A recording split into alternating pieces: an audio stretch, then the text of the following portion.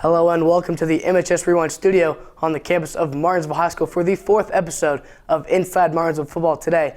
I'm here with Coach Duggar as always, and a happy Coach Duggar at that as the Artesians start off the season 3-0 as they traveled to Greenwood and got that victory. Yeah, 3-0, but more importantly 1-0 in conference. So very happy. Happy with how we played and happy with our kids and where we're at right now. All right, well, we'll jump right into it. How did that offense perform? Because I know it was a big rushing night for the Artesians. Yeah, I thought our offense played really well. I mean, anytime you score 50 points, that's a big deal, and you're doing something right. We had a great night all around. I think offensive line did a great job up front. You guys and you and the boys up front did a great job, and I thought Austin Pryor was awesome again, running the ball, running hard, doing a good job of finding his windows and lanes. And AJ was a nice little add-in to our running game a little bit this last week as well. But even our passing game, even though the wind, I think there was a couple balls that AJ'd like to have back because of the wind. But our passing game was solid. Hunter had a big night. I think he had 8 or 9 catches for over 100 yards. And I thought we just did a lot of things really well offensively.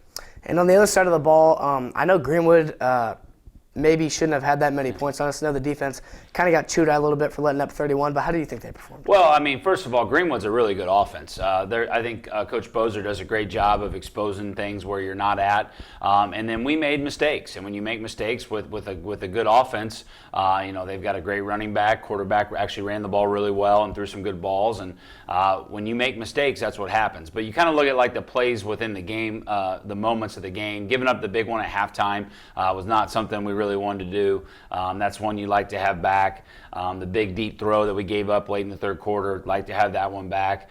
Making them earning it is something that we really kind of hang our hat on. But, you look at kind of the start of the third quarter when we came out, made some adjustments after halftime. The first 3 plays on offense for Greenwood were negative yardage. The second series, they had 2 negative yardage plays again. So things really kind of starting to click a little bit, doing our job, getting the calls. So not exactly a great night for our defense, but some of that's credit. You got to give credit to Greenwood as well because they did a good job with some stuff that they do. And we'll take a look at a few of those plays as we'll play the highlights presented by Carl Van Devender, and we'll take a look at that gray turf.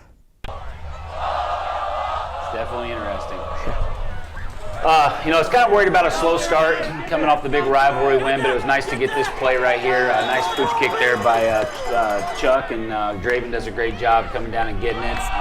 Not a designed onside kick or anything, just, we put it in a good spot, and then we made a play, and kind of get the ball rolling here with Austin Pryor was kind of the theme of the night, and then do a little action here for AJ to stick in for our first touchdown. So, you kind of worry about a slow start, but then the offense gets the ball even though they're not supposed to have it, and then you march right down the field and get the touchdown, and then come back and get the 2-point conversion here with Draven to go up 8-0. So, just kind of a good start for us there offensively. Defensively, we kind of were slow starting here. There's Boot with a nice play, but first half not a ton of defensive highlights for us because they did a great job of running the ball and causing conflict, and something we got to do a better job of. But offensively, like I said, I was very happy.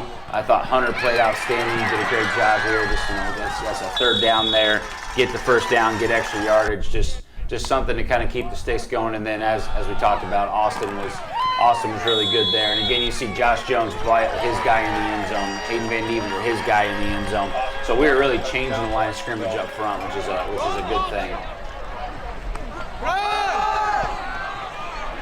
Had some good plays here. I thought our safeties played well. I thought Reese Wolf and Grady Gardner was flying around, coming downhill really well. That's really good for them. They're both gaining experience at those positions. Here's Grady again. So this is only their 3rd game playing those positions, and I think they're getting better each week. So that's a bright spot for our defense. And then, like I said, we flew around. We started making plays here and there. We just didn't string them together. I thought Don Mercer had a great game up front. Once he really controlled the point there on the center, and just did an overall great job. Another touchdown there for Austin Pryor. I think he finished 187 or something like that. So great night, and that's a tip your hat to the guys up front as well. And a big night for AJ too. I think he had almost 100. Yeah, I think he had 98 rushing, touchdowns and then two rushing touchdowns. And then I also think he threw for close to 150 or 160. Nice hard run there by Austin, a little truck there. Again, then the next play comes in, I think, and punches this one in. So just, he's really kind of coming into his own, and he's kind of showing how he's a pretty versatile back, but also really hard to bring down. And this is what I talk about, like the start of the half here, come out, Joel Sumner there, Grady finishing it off. There's a negative play, kind of sets up a 2nd and long, and then the next play we kind of come back, and again, Trenton Tolliver flying down. All of a sudden now it's 3rd and 16, and that's how you start the half, and that's a big deal for our defense to respond that way. Again, Hunter and AJ were connected all night, and as you can see here, Hunter, he's tough to bring down once he gets the ball as well. And I think this was a walk-in touchdown here from AJ. They kind of gave us a front we really liked and saw something, so we just kind of took it and let AJ go there on just a Q sweep basically. But this was a really, really impressive throw and catch. Hunter does a good job beating his guy, setting him up, and staying in bounds, and AJ lets that thing fly. I felt like 50 yards in the air with the wind behind him. So just an all-around really good football play there. But you kind of see some more of Dom here and Mercer making some great plays. And this is our defense, like I said. That third quarter, I was really proud of them. I thought they rallied. Again, loss of yardage. Those are plays there like Levi Ritter making that really kind of set the tone and allowed us to pull away. And again, a lot of it's just being in the right spots. Guys in the right spots doing their jobs. Which is helpful. And then when you're in the right spot, sometimes you get lucky and the ball bounces to you. Reese Wolf does a great job here, and gets his first pick 6. And obviously Reese is, like I said, getting better each week. So that's a big deal for us. As you can see, Don Mercer was pretty impressive. He did a good job all night long. They really struggled, I felt like, to block him. That's something to.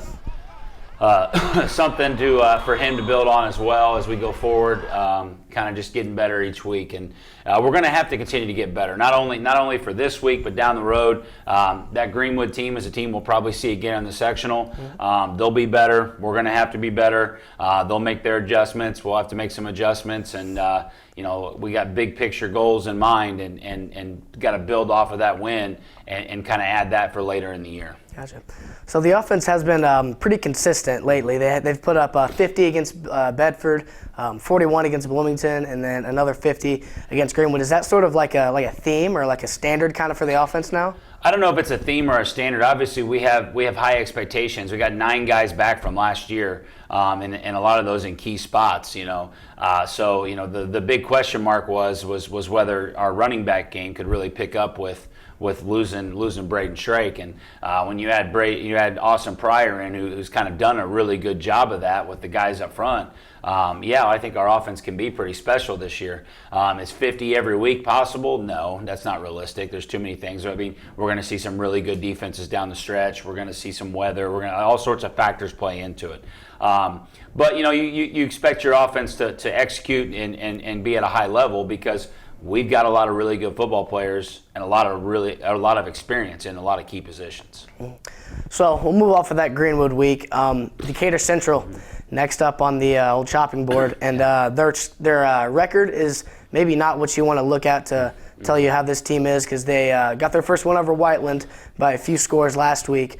Week 1, they took a loss to Columbus North, over like a good Columbus North team, and then they tied a New Pal team. So you don't want to let that record offset you, and they're coming off of a state championship appearance in 5A. So how's that team looking this year? They're the best team we've played. It's hands down. They're the best team I've seen on film this year, the teams we're going to play. I think they're really good. I think they might be better than last year. They had the hiccup first week of the season, but I think that's more about situation and just, first of all, Columbus North's really good. They're a top 10 team in 6A. Their quarterback gets knocked out for Decatur Central early or at some point in the game. That throws an impact on things, and they had some blown coverages as well. So, I don't know that if they played Columbus North multiple times what the outcome would be, but I would think it'd be better than what they showed week 1. And then, they go to play New Pal week 2, the number 1 ranked 4A team in the state, who has won a 5A, state championship, I believe. At least I know they've competed for them when they were moved up. So, solid team, played them 21-21 at halftime, and they're right there in the mix to go at New Pal and get a good win. So then they're week 3, they turn around and play a top 5A team in Whiteland, who we'll see in a couple of weeks, who's one of the best, coach teams and the most sound teams we'll play all year, and they handed it to them. So I think they're really, really good. I think they've got 5 or 6 just really special football players. We're going to have to play really good football. We're going to have to do all the things that we have to do to succeed, and we're going to have to beat a really, really good football team. So we'll talk about the schematics here for a second. What's the plan for Decatur Central on both sides of the football, offense and defense? Yeah, so you look at their offense. There's so many playmakers that they have. First of all, Bo Postland's one of the best quarterbacks in the area. He's got 100 offers to a bunch of different schools. I think he's committed to Toledo now, but he's a tremendous football player. He kind of gets the makes the car run, if you will. And then you look at their receivers. They've got Kaz. They've got all these guys that are just really, really good football players. The running back's unbelievable. You look at some of the pieces they have. So really the key for us on defense is it's what it always is. We got to be gap sound. We got to do our job. And more importantly, this week we're going to have to team tackle. We're going to have to fly to the football and team tackle because some of these guys are hard to bring down. They're not going to go down with one guy.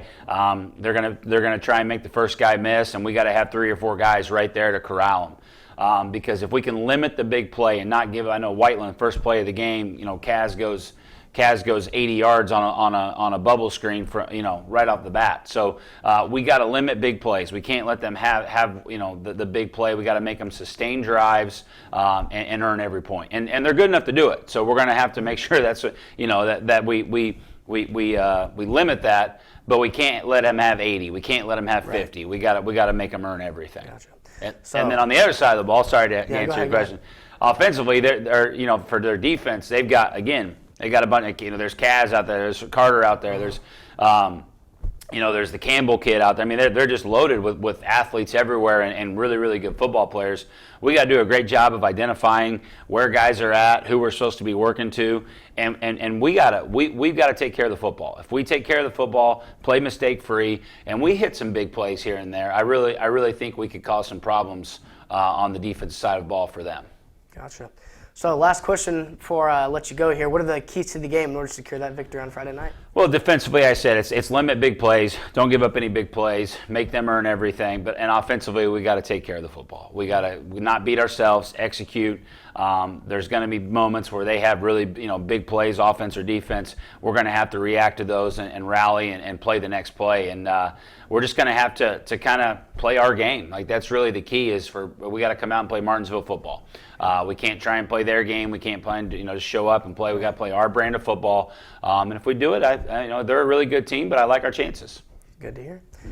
So that is going to wrap it up for the 4th episode of Inside Martinsville Football. I want to thank Coach Duggar for coming out and answering some of these questions, and I want to thank the RTV2 class in the back for making this production able. I'm your host, Max Dilley. Thank you for watching.